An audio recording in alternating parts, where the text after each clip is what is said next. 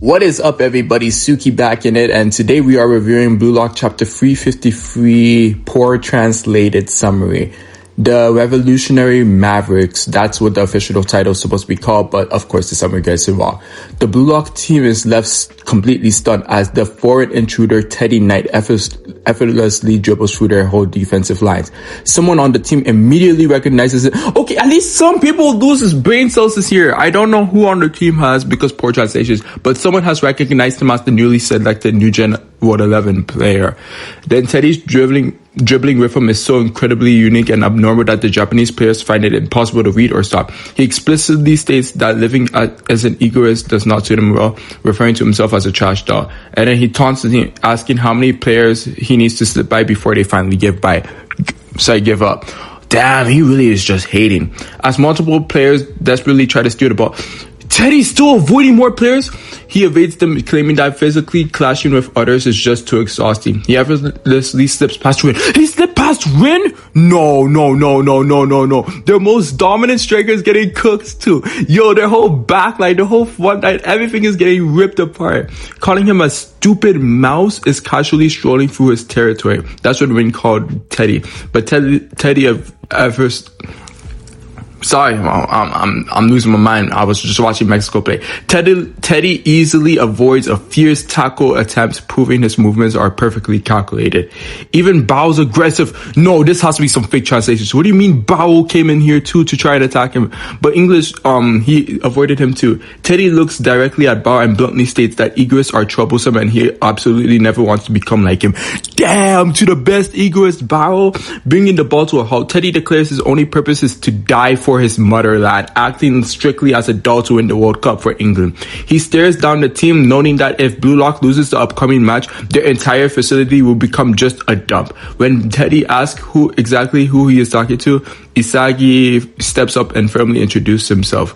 After Teddy leaves, the team discusses the terrifying reality of his skill and admitting that stopping him 1v1 feels impossible. They realize that Teddy intentionally came to their field just to plant that exact image of overwhelming despair in their minds before their death match. Isagi reflects heavily on the situation, realizing that Bluelock has fundamentally misunderstood their position in the soccer world.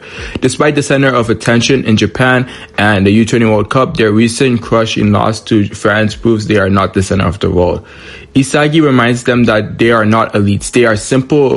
They are simply a disjointed mess of outcasts who have faced setbacks and been treated like heretics. So the revolutionary heretics is Japan, not England.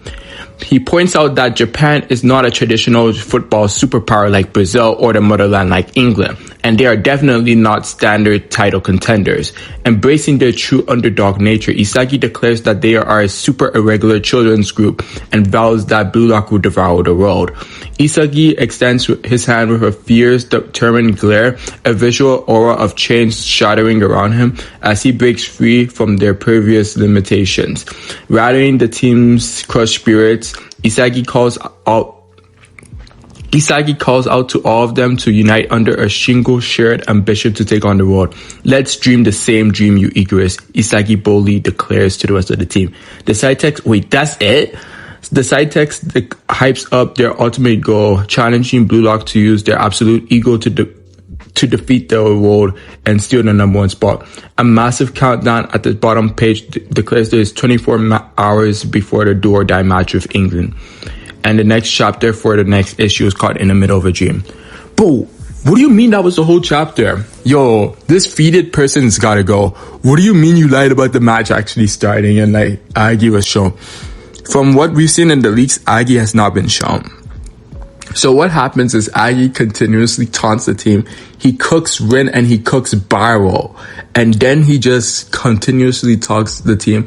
And then Yoichi Isagi, just like how he has to do with every new Gen 11, has to come off and have the last words before Teddy leaves. But Teddy's cold. I'm just a doll. I'm gonna put it all on the line for my motherland. That is some cold shenanigans from Teddy.